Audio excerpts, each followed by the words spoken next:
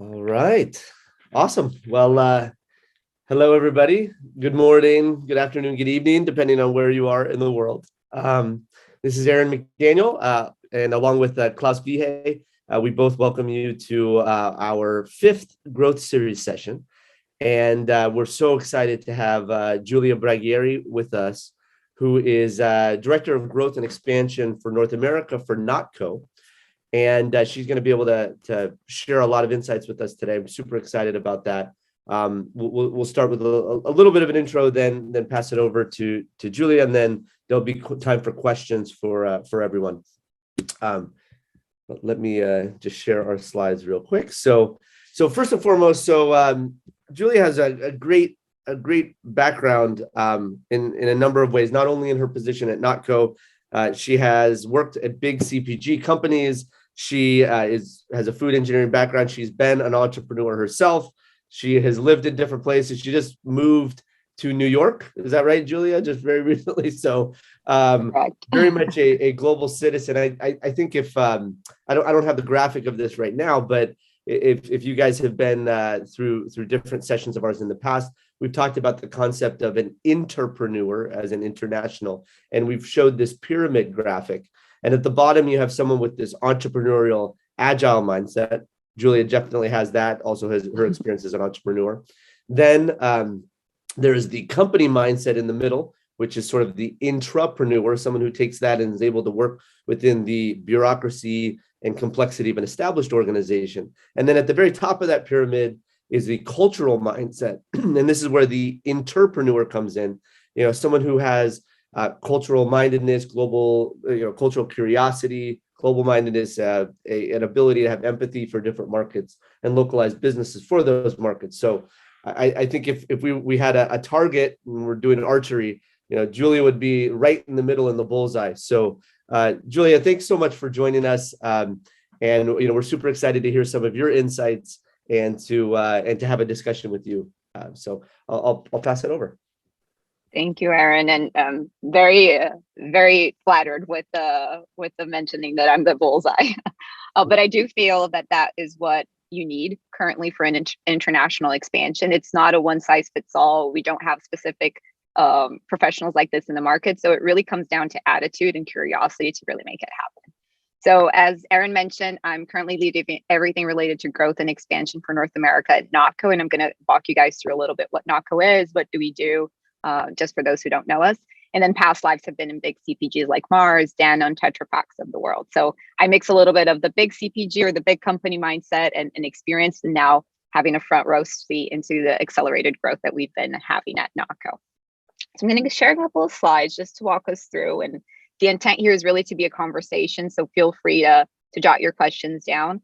I love talking about this topic. And then one thing that I did want to voice out before we start, when I first started doing this, it was not something that we had in books that you could learn from. So I really want to give a big shout out to Klaus and Aaron to really start having these conversations. They're super helpful. They're conversations that we need to have. And I do believe in the power of community and network and how we together can have benchmarks and learnings to share, because it is a growth experience and that you learn as you do it. So yeah, congratulations on the team for doing this. All right. So I'm gathering you guys can see my screen, all right? Perfect. So real quickly, who's NotCo? What do we do? What are we here to disrupt? In a slide and in a golden circle, I would definitely say that NotCo has a very bold mission. We're a 6-year-old Chilean originated food tech. So we started out firstly in Chile with our Not Mayo product that I'm going to talk a little bit about. And the reason that we came to exist is with a very bold why. So we believe that the way the food system works currently and the way the big food companies work, it's broken and we need to disrupt it. Be it in the way that we think of innovation, be it in the way that we ultimately create plants to feed animals and then to feed ourselves. So the way it currently works needs to be disrupted, and that's what NotCo is here to do. And the how that we do it is very, very novel as well. So we combine AI and deep science to create products faster, better, and more accurate than anyone on space. And the what, so the result of all of these steps is really mouth-watering, delicious plant-based foods. So our focus really, when we're thinking about the environmental and sustainability of it all, we're focusing on plant-based, and our goal is to aim and appeal to the mass market. So a snapshot of this, and I always joke, there's a quote from Sheryl Sandberg that I love, that when somebody offers you a seat on a rocket ship, you don't ask which seat, you just jump on. And I feel that this was exactly what happened with NotCo. So the growth has been tremendous. So in 6 years, we're in 4+ categories, 14+ countries. We're currently a Series D company, and that was voted the newest Latin America unicorn at the end of last year. So the growth has been tremendous. And to actually pinpoint the last 3 years was really when everything kind of like ramped up and started to grow. I have a very specific memory of entering the company around 3.5 years ago, which I've been here, sitting down with our founder, who is a visionary. And he said he knew he was going to be growing this speed, and he wanted his ultimate goal was to reach the US market, which we're here today. When I first heard that, I was like, yeah, okay, 3 years, I don't know if we're going to be able to do that. And when I see that it actually happens, it's a big shout out to the team and to the vision that we have behind the company, and the passion and culture to really deliver our products to more people. Here's just a snapshot of all the products that we work with, and I'll talk a little bit more about it. But we really are a very versatile food tech. So we go all the way from plant-based mayo, which was our first product, to plant-based burgers, plant-based milks, and plant-based ice creams, and more to come. In terms of offices, we're very located in the Americas overall. So as I mentioned, we were originated in Chile, so our headquarters are in Santiago, but we already have offices in Brazil, Argentina, the US, Canada now, and also Mexico. So really a very accelerated growth in that end. And one thing, just before I actually talk about how the expansion to the US was an interesting learning in terms of international expansion, localization of product, is a lot of what we do and the speed that we can do it is really the technology behind it. So we use technology to enable our growth. We always say thanks to Giuseppe. Ultimately, when I was talking about AI and deep science, we have a database of more than 20,000 plants that exist in the plant kingdom currently.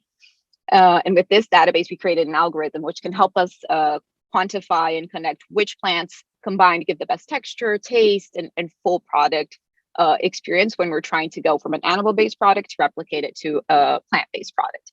I'm saying this because it's very important, especially when we think about how we expand into new markets. 2 seconds, let me just put this on mute. This was super helpful in terms of a tool as we were expanding into new markets. So essentially what Giuseppe, which is our algorithm, helps us do is really think of plants in a different way. When we're thinking about plant-based products, usually we think about the 10 top grains, which are like soy, wheat, rice, but there's much more. So when we think about, for example, our milk, the way that we were able to develop it, we mixed pineapple, cabbage, pea protein. So we had a very unique combination of plants to deliver a product that's as tasty, as functional as the animal-based reference. So that's really one of the disruptions when I was saying about the way that we do innovation in big CPGs that Giuseppe and NotCo was really able to accomplish. And the result is with AI, and this might be something that in other growth series was mentioned as well, AI it's a perfection tool. So it learns and it gets faster and faster. So a quick snapshot here of when we actually started, as I mentioned, Not Mayo was our first product. It took us around 18 months from first prototypes to first scale up industrialized versions of the product. And with time and new categories that we were launching, we got faster and faster and more accurate. So for Not Mayo, we went to Not Milk, which was 10 months, Not Ice Cream took 5 months, and then a couple of other projects that we had went all the way down to 2 months, for example, from first idealization of the product to then officially scaling it up. So all to say that the growth was very rapid, but having a technology and doing things differently was super important as well. So that's NotCo in a nutshell, focusing on plant-based food and really trying to disrupt the food industry. Now, my contribution. So I've been here 3.5 years, as I mentioned, played multiple hats and seen very different perspectives. I started out in Chile, so I'll talk about the US in a bit, but I started out in Chile. We were only with one category with the ambition of starting to expand. And when we talk about expansion internally at NotCo, it's not only geographies. So we do think about different markets, but it's also categories. So it's really how can we be a versatile company and grow in both sectors, so geography and product. So my first experience was in Chile, then helped open the operations in Brazil as well as Argentina. And then for the past, as Aaron was mentioning, 1.5 years, I've been working very closely with the US launch and now also Canada launch. So based on all the different geographical expansions that we had, I wanted to bring the US one because I found it was very, very unique in multiple fronts. First, when we thought about launching the US, we were already in 4 countries in South America, and we had 4 categories that we could potentially think of going to the US. So we could have either launched our mayonnaise plant-based mayo, we could have launched our not milk, a not ice cream, or a not burger. So first things first, when we're in, and this is something that I forgot to mention at the beginning, one thing that I found interesting about these growth series, I think mine is the first one that's an actual physical product and not only tech. So there are a couple of nuances, but in the end, the mindset of when you're doing international expansion, it's usually the same. So when we needed to decide which product we were launching first, we looked at the market and we tried to understand which, and a caveat here is that the US is a very competitive plant-based market. So there are a lot of good players already in there. So our first decision was what market is the most attractive and can help us build our brand positioning. So with milk, it was a huge market. 14% of the milk was already plant-based in the US, and it's a daily interaction category. So whatever category we expanded to next, people have probably already seen our brand or known about us, and it could be a halo effect. Second, which was super important, out of all the categories that we played in understanding competition and understanding where the market was at the moment, which one had the best product competitiveness advantage for us? So that was milk. There was really a wide space in milk where and then for you, if you're a plant-based milk consumer or not, you have your normal animal milks or your cow milks or other variants of it. And then plant-based, when you look at it, it was really a mono type of nut type milk. So you either had almond, you had soy, you had rice, coconut milk, but you didn't have any milk plant-based wise that really replicated the mouthfeel of cow milk. And a lot of our research showed that people really didn't transition fully to plant-based or even tried plant-based and went back. 90% of it was because of taste. And that's where we felt we had a really competitive advantage. We did have a product that delivers, and I'm actually having it right now, that really delivered on the taste. And also in terms of price, we had a competitive price. So when you compare us to, for example, an organic milk, we're more affordable than an organic milk and parity price with the fastest growing plant-based milk in the US. So all of those made us understand, yeah, this is the product that we need to start with. Having that said, the decision to officially start to expand the US happened in early 2020. So there were a couple of challenges. First, the US, as I said, being such a big market and consuming milk in a different way, there were some challenges that we needed to adapt. And since it was such an important market, we went forward with these adaptations. In South America, the majority of the milk is consumed shelf stable. So that means it has a long shelf life. Whilst here in the US, the majority of it is consumed fresh. So it's a different type of technology you need to produce it. So that was one of the first. Second is, and this varies, of course, because milk comes from cows and cows are not all the same, but the cows, for example, that you have in North America, the type of milk you have in North America is slightly different, slightly less sweet than what we have in South America. So those were small tweaks that we needed to take into account, especially if knowing it was such an important market, we always adapt projects when it's a market that we feel has the potential. That was the first element of it, changing the process and changing a couple of the notes.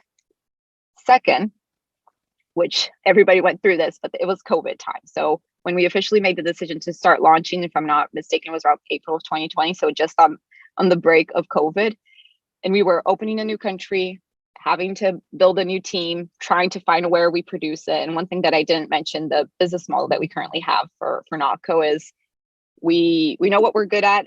We joke internally, we know what we're good at when we find people who know what we're not good at and can do it better. So we're really good at developing products. We're really good at communication. In terms of scale up, we partner up with the best in class third manufacturing co-mans to help us do that. So all to say that when we went to the US, this was something that we needed to take into account, and we needed to be able to find somebody that we could produce it locally, because we did for the US want to have local production, as it was super important for the consumer.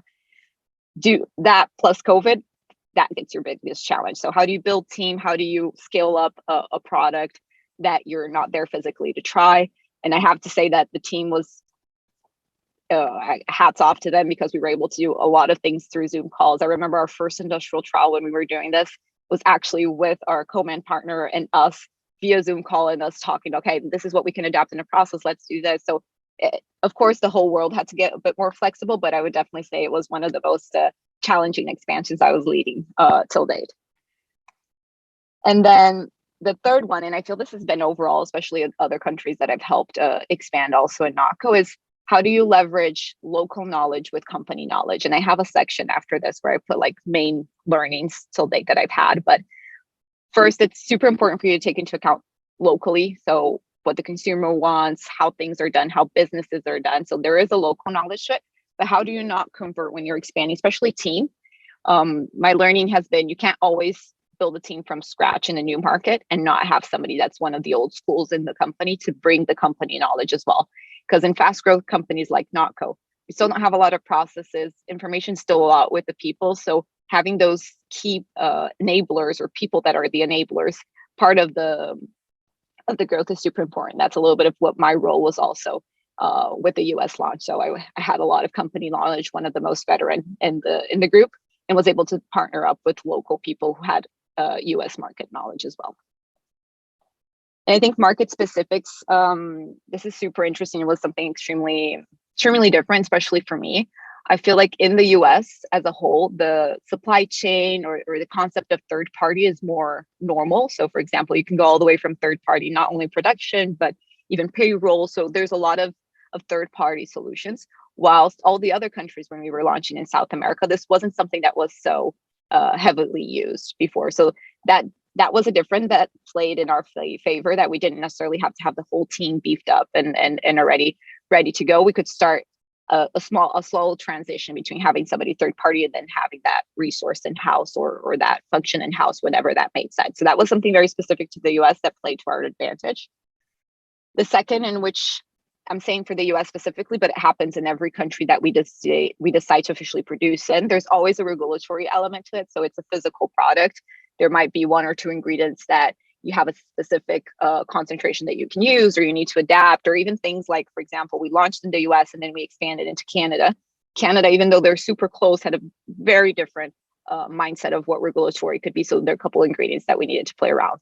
The good thing is that the bulk of our formula didn't change. It was small tweaks that we needed to work with our R&D team, but regulatory was a very specific thing that we needed to take into account. And then the consumer and communication. So another big learning for me as we were launching the US, the type of consumer that we had was drastically different, as to be expected from South America. And overall, we do have a very solid vision of the company, a brand book, and how we communicate it. But what type of messages and what type of specific nuances we give to the consumer has to be adapted market to market. So 2 examples, even from the US to Canada, there was a big difference. So in Canada, we felt like the messages that got closer to the consumer were related to sustainability, to environmental impact, whilst in the US, taste and product in general, I think, were the things that most caught the attention to our consumer. So even when we were designing the whole out of home campaign, we adapted it to that mindset in the US, where we're really 100% focused on taste. When we did that in Canada, we brought a little bit more of the sustainability element, which was important. So in a nutshell, the US was definitely one of the most challenging expansions that we had. And I definitely think it was mainly due to the situation we were in at the moment with the COVID that was overall, but also understanding how important of a market this one is, and also how competitive it was. So there were already good players. Finding that white space where you can play to start to build your brand and then expand was key for us to be able to make it. I brought here a couple of pictures. So as I mentioned, we debuted it in 2020. So if you recall, I mentioned we started the work in April of 2020. In September 2020, we were already in stores with Whole Foods. They were for our first go-to-market customer, where we really tested and learned, and then was able to expand to other retailers. And then a little bit of the messaging that I was talking about. So for example, all of our out of home, we were really targeting to be a replacement for milk and people that liked milk. So everything that we communicated was really taste driven. So milk meet your match, very bold coloring. Even the way that we designed our product, or the way that we touched the packaging. If we want to compete with milk, we want it to be as similar in terms of graphics to milk as possible. So in the US, whole milk is red, skim or 2% milk is blue, and then the skim is around either blue or green. So that's a little bit of how we designed, also how our SKUs look, to make sure that we were mimicking the animal base. And then here are a couple of others. So, and then naturally we started expanding into more. So right now we're live at Costco, for example, and you can have our fresh and also our shelf stable small versions. This is a little bit of the colors that I was talking to you about. So we have the red, the green, and the blue. We're also seeing other players starting to mimic the same strategy that we had. So Silk just launched the next milk, really with the same mindset that we have. And we actually see it as a good thing. It means that we're on the right path. But yeah, so that's a little bit of how we thought about it. And then, as I mentioned, so milk was our starting category. We're already expanding into others that we have down in South America and more to come. So burger has been our most recent launch. We're currently at Giant in the US and a couple of other chains in Canada. So trying to build on that halo effect. And I think one of the things that stands out most with NotCo is that we really can be a house of categories rather than just specifically an plant-based milk or specifically a meat alternative. We do have the ability, especially because of our technology, of going from A to Z when it comes to categories. So that was the US, but I wanted to bring a couple of expansion learnings, and I could be talking about this with no end of the learnings that for me happened throughout the time that I've been here at NotCo. As I mentioned in the beginning, I think these conversations are super important, especially for big CPG companies. The concept of expanding and international expansion isn't as common. So usually it's really hard to go to the market and try to find a professional that has done scale up in Brazil, Argentina, Mexico, US. It's hard. It's not somebody that there are a lot of professionals in the market that have that experience. So that's why I always say it's much more about your attitude and the way that you do things more than your hard skills. So all that to say, if I were going back 3 years ago, first, I would have wanted the book that Aaron and Klaus are getting out to have been available, because it would definitely have helped me frame a little bit of how we were thinking of our strategy back then. And second, I would have loved somebody to walk me through these main learnings if I was doing it all over again. The good thing was, and I was super interesting to see, even though we didn't have official frameworks and we kind of did everything in-house, a lot of them are very similar to what I've been seeing on the other growth episodes and also in the book. So kind of all naturally funnels to the same direction, which is good. It feels like we're on the right path. So overall expansion learnings, attitude.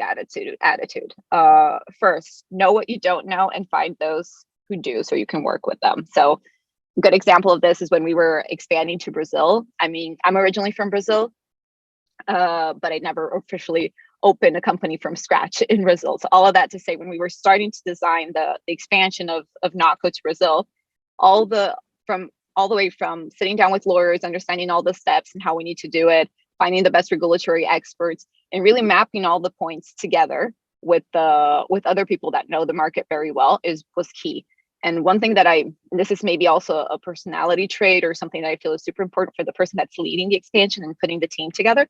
Don't be afraid to ask the small, stupid questions, because really there are no small, stupid questions. There are small details that you need to get on paper. And sometimes what happens is, since it's the first time that you're doing it, and I almost feel like each market feels like you're doing it and learning it all over again, you might think of different ways of how you can have solutions that are out of the ordinary and can be like the hustles and the hacks to make things happen quicker.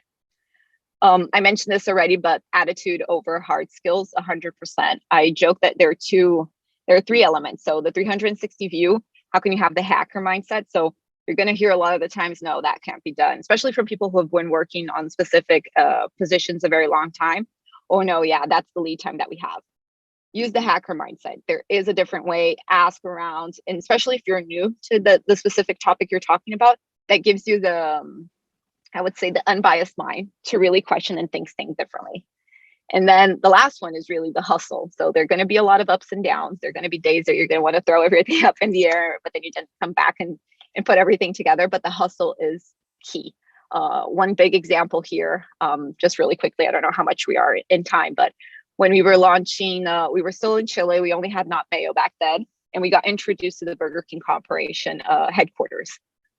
We put together a presentation. It was me and the founder. We sat down with Burger King to talk about what we could do, what NotCo was, the technology that we used, but essentially we only had mayo to pitch. That was the only product that we had in market. All the others, the milk, the ice creams of the world, they were still prototypes on the verge of becoming a launch, but essentially only mayo.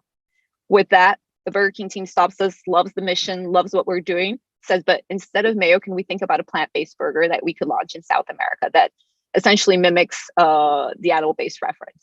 We stop everything. We say, yes, we accept the challenge. And I can say 100% that after that moment, it was a hustle and a prioritization and a squad and multifunctional team to make it happen. And fast forward 2 to 3 months later, we were flying to Miami, presenting the final prototypes amongst the bid of the finalists. So regardless if we won the bid or not, which we did, so that was a good point. It was really being in the bidding process of being a Chilean-based startup. We back then had 3 years in the market. We were still a Series A company, competing against companies in South America that either had been plant-based a very long time with meat or were meat, big meat companies like JBS, etc. So that for us alone already showed the effects of the hustle and the hacker of really getting that far and in the end actually winning the bid. So if you go to Colombia, if you go to Argentina, if you go to Chile, Burger King there serves plant-based, NotCo burgers. The third is leverage your network to overcome obstacles. So this is, and this might be also to Aaron's point, I think maybe since I always had a very international background, very curious, I really like to connect people and to connect the dots. And I feel like this mindset really helped me, especially when we were starting in a couple of new countries. And as I mentioned, every country you start, it feels like you're starting the organization all over again. At the end, you start having like the mini playbook of what to do, but there are specific nuances to the market that sometimes need to be adapted. So one big learning as we were kicking off in Brazil, and then all the same thing happened in the US, is, as I mentioned, we work with third-party manufacturers. NotCo really is versatile and we want to play in different categories. So it makes us hard, at least for the start, to have our own production plants. We partner up with other co-mans. But when you're opening a new country, you don't know all the co-mans that exist in the world or that they're in the market. So what we did is we really leveraged our network in terms of suppliers, sitting down with who is our main supplier, for example, for packaging or for pea protein. Okay, who do you know that works and that also produces this and that you can introduce us to, and we can start conversations. So this was exactly what we did in Brazil, and that made the scanning and the prospecting of co-mans much shorter. And then the US, the same thing. And not only shorter, but it helped us whenever we did the connections, not being necessarily a cold call, but having an intro with them. So really, I would highlight and put in bold the network portion of it. It's super important. Fourth, it's not a one size fits all for expansion models. So for example, I saw this very clearly. I feel like Canada and Chile, when we were expanding there, had a lot of similarities, especially because in terms of retail landscape, it's a more concentrated market. 4 retailers make up for 90% of the retail landscape, versus US and Brazil. You almost have 50 countries within the US. It's a country within a country.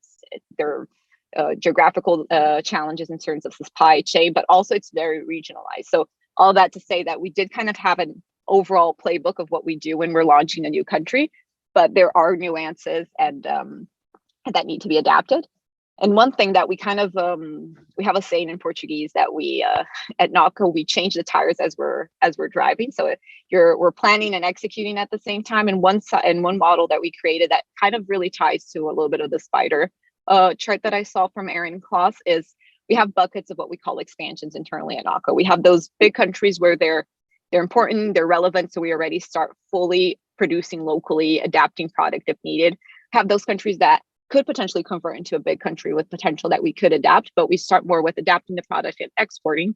There are the other countries that, in terms of market size and potential, we don't touch the product. It really just exports from other countries that we have locally to then start. So this looks pretty when I'm saying it now, but it's something that we built connecting the dots looking backwards. So we first started kind of naturally into the big countries that we wanted to be in, started mapping the ones that were in between, and now also have, with the 14 plus countries that I mentioned, a couple of countries that we just export to start gaining territory. So that was also important to us, because at the end of the day, and I have this as a learning as well, it's also how do you communicate with leadership? How do you align with what the priorities are? One thing that I always say for anyone who works at startups, be it a food company or not, I feel that startups, they have a different challenge. If you're in a big company, you need to scratch your head of how you're going to gain growth. If you're in a startup, you need to scratch your head to understand how do you prioritize, because the more you do, the more you have to do. So that's the biggest difference. So with that in mind, if you're really leading international expansion, how do we align with leadership? Okay, these are my priorities. This is why I'm prioritizing them. And create a framework more to give you a way to explain what you're doing, not necessarily because it's the only way and one size fits all. So it helps in terms of communication for sure. Team. So as I mentioned, culture, attitude is super important. And I put here 4 big lessons that I had after 6+ countries that I've helped expand at NotCo. So first, make sure that the company culture is transferred to the new market team. This is super important. I mean, It's important that you have a local team because they know the market, they know the nuances of it, but you can't have a team that's 100% new. It's really important that you have those veterans or the people that have been in the company a couple of more time to be able to be part of these expanding teams, so you can also help transfer culture, because that's super important. How do you keep your culture consistent, or at least help build and adapt the culture to the local market without losing it completely? So that's why, and I feel like one of my main roles has also been that. How do we start the team? How do we create that culture? NotCo has a very unique way of doing things, the hustle, the hacker. So we need to be able to make sure that's always being transferred whenever we open a new market. The second, if you want to do things differently, you have a different people making it happen. This was super important. Like, for example, when you look at all of our packaging, and that's the feedback that we get overall, everybody says, wow, it's different. It really stands out. All of our designers, they don't come from big CPGs. They've worked with either clothes or other areas, and that also helped. Or we have designers that have worked with different types of backgrounds, but not necessarily in food. So that helps us be the person that's like, okay, everybody always does that, but why don't we do this? Why don't we do the colors exactly matching the animal base and have it more simple, very straight to the point? So these are things where I feel like, especially if you're trying to disrupt, not for all of your functions, of course, there are a couple of things that you do need experience, but the ones that you feel that you could test, having different people learning and doing it with you really help have innovation thrive. Third, and this is something that for NotCo was definitely a challenge. In 3 years, as I mentioned, we were 14 plus countries. We had Spanish speaking, English speaking, Portuguese speaking. So language and cultural differences matter. And I think one of the things that also helped me, I'm fortunate enough to have, I was born in Brazil, so I speak Portuguese, but I lived abroad. So I do speak a couple of languages, so Spanish and English. So that really helped me navigate and be able to communicate with teams. But that's not always the case. And it's super important because sometimes the language can be a barrier. Like, even if it's a small thing, like, for example, you're in the office, a couple of people are speaking another language, somebody feels left out. So the culture and the language things are important things to take into consideration.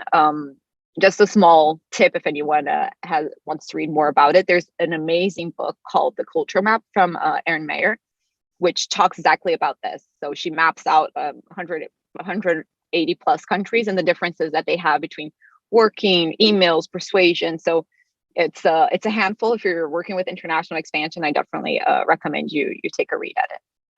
And then the last one is super important. It's team motivation.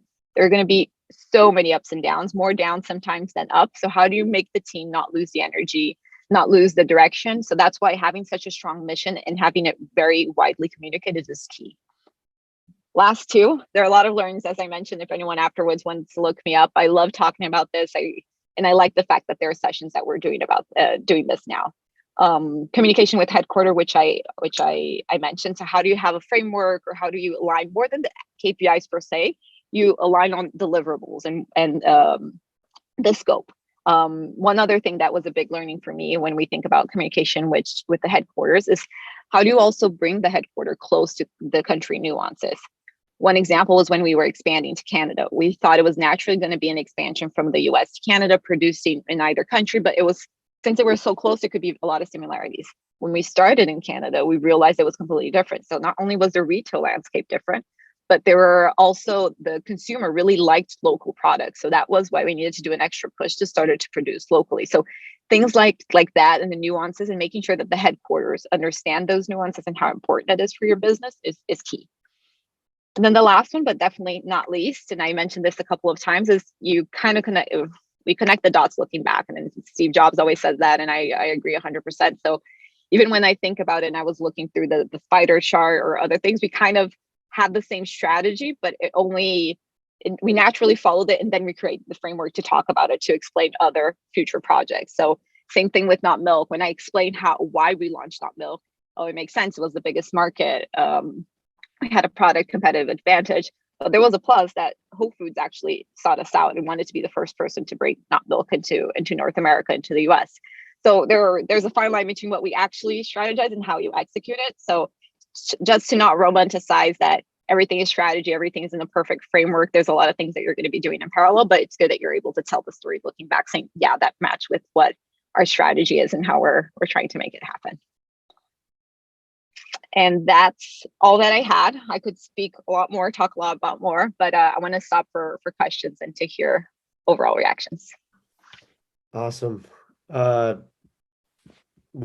I If I wasn't getting out of the screen, I would give you a standing ovation, Julia. That was phenomenal, and we could be like you said, we could talk for hours about this. So there are probably 20 questions that I want to ask you, but I'll start with a couple before we open it up to everyone. So first, during your intro, I went through it fairly quickly, but I did want to give a little bit more detail just in the like ideal background that you have for doing what you're doing. I mean, you go back to that pyramid and the pyramid I was talking about, where not only had you started your own company, right, Minha Expa, but then you also worked for Mars and you worked for Danone, like two huge food conglomerates. And then I mean, even when you look at like your education, from top university in Germany, in Brazil, getting an MBA from Stanford GSB, and then so Danone is a French company, and then Chilean company with NotCo, but Brazilian.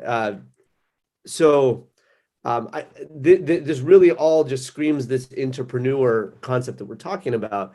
Can you talk a little bit more about how all of these experiences have helped you in your position now, and having this type of mindset? I know it's putting you on the spot a little bit because you're kind of bragging about yourself, but why is this important for the company? Yeah, no, that's a great question. And not to say that my trajectory professionally is a one size fits all, but I definitely think it helped me with the challenges of NotCo, especially when in a startup where you have to wear so many multiple hats. When you look at my experience, not only did I work in very big company food conglomerates like you mentioned, but I worked in different roles. So that helped me have a very generous view. So at Mars, I worked with top line, so sales and trade marketing. At Danone, I worked with finance and business development.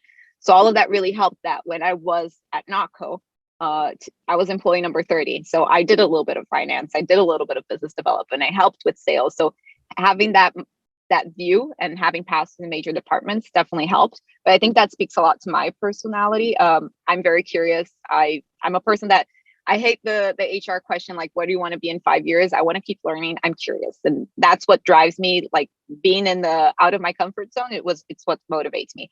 So I feel it doesn't necessarily need to have anything to do with where I was professionally, but really that mindset. If I hadn't had these experiences, but I still had this mindset, I could have thrived the same.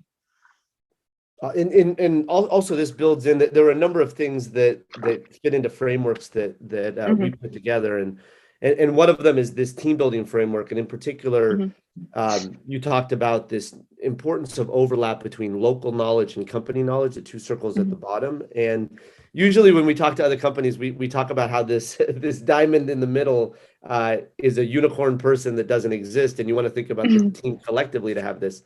You happen to be one of these unicorns, so they do exist, that has this entrepreneur mindset we're talking about, the leadership skills, the local knowledge, company knowledge, from a number of reasons. But maybe talk a little bit more about this local knowledge, company knowledge overlap.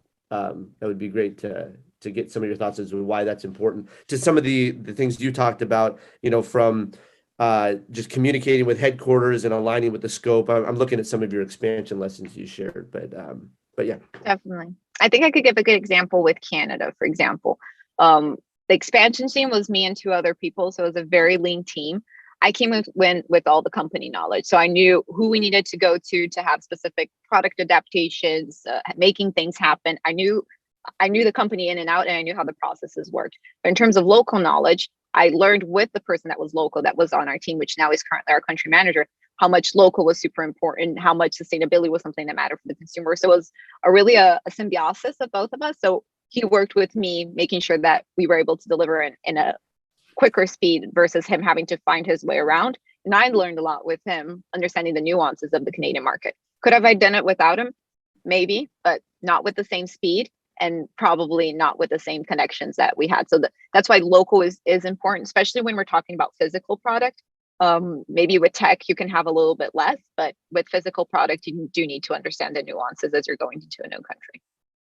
Absolutely. So I have one more before, and Sophia has a question we'll share in a second. But you actually were headed right where I wanted to go around physical products. So just for a little bit of context, if you are a software, let's say you're a consumer app or something, you can brag about how you're in 150 countries, after a short period of time, because it's really easy to list something on an app store and let people who happen to be speaking your native tongue in that country be able to have it, especially if it's English.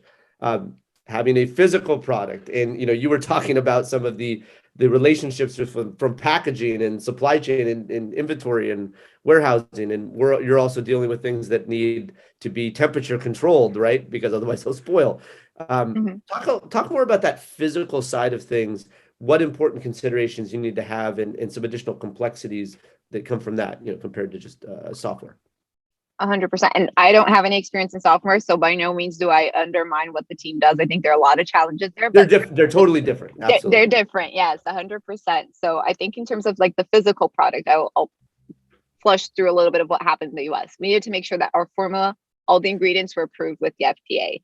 Where we were producing packaging, if we were producing locally, we needed local suppliers, not only for packaging, but for all of our raws and packs.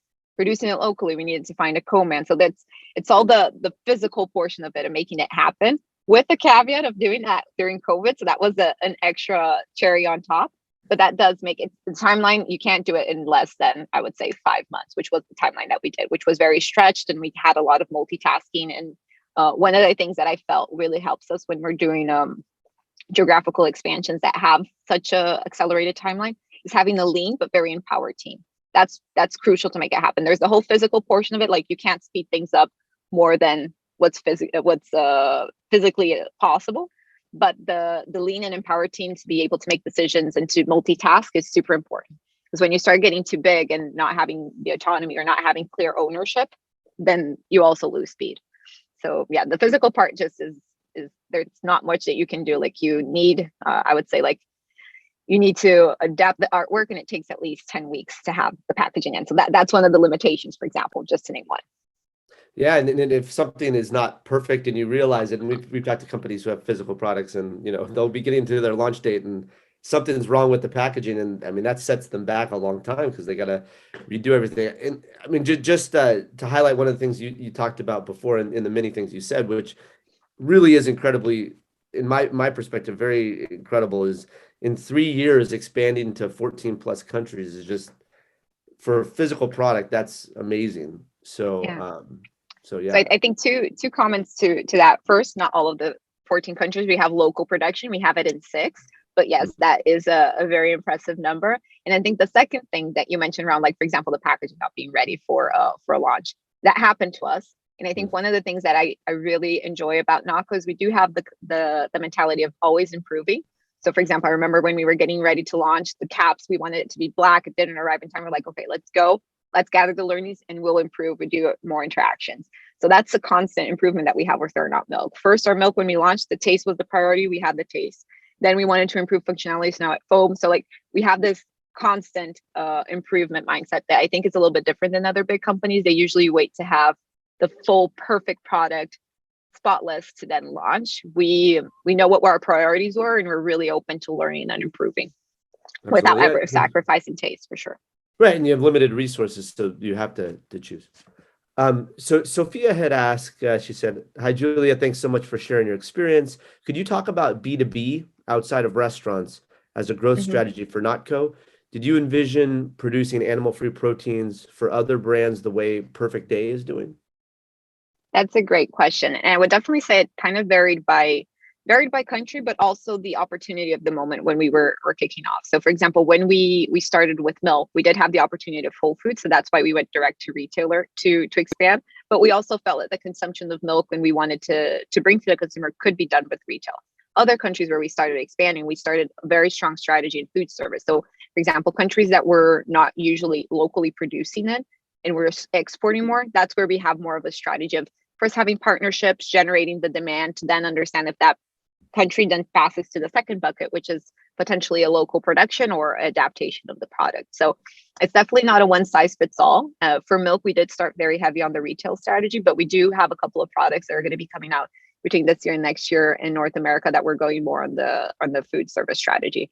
This week, actually, we just launched a great partnership with Shake Shack in the US. So a store test, and we're doing their custard and their shakes are plant-based. They're powered by NotCo. So developed a specific custard to their needs that was with our AI technology and our chefs, and then our milk to be in to do the shake. So it's a mix of both. It depends on the category and also the country.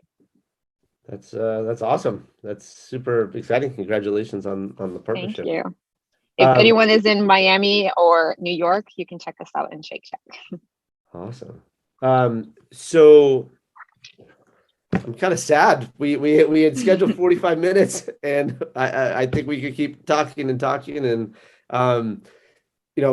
Giulia, thank you so much for these insights. I know you went through them quick, but I know we'll have a recording of this for everybody. I encourage everyone to go back and look at those expansion learnings, because there was a lot of great insight there. Learn from tough experience and mistakes and successes. So I think that was just absolutely fantastic. So Giulia, thank you so much. We really appreciate it. On behalf of Klaus and I, thank you very much. And for everybody else, and Giulia, thanks for making reference to our book a couple times throughout. It's coming out on August 23rd in English, and our plan is to have it in many languages over the time afterwards. But you can pre-order it now. We have some really good bonuses for pre-ordering, and then also we have on June 15th we have our 6th episode coming up, where we're going to have Robin Larson, who is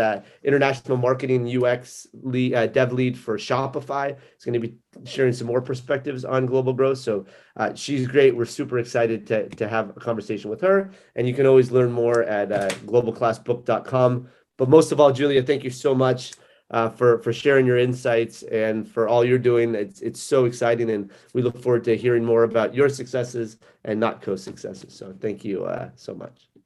Thank you, Aaron, for having me. And as you can see, I'm very passionate about the topic. So if anyone has any other questions and wants to chat more, feel free to ping me and to find me on LinkedIn. Awesome. Thanks so much. Thank you. Have a great week, everyone. Bye, everybody.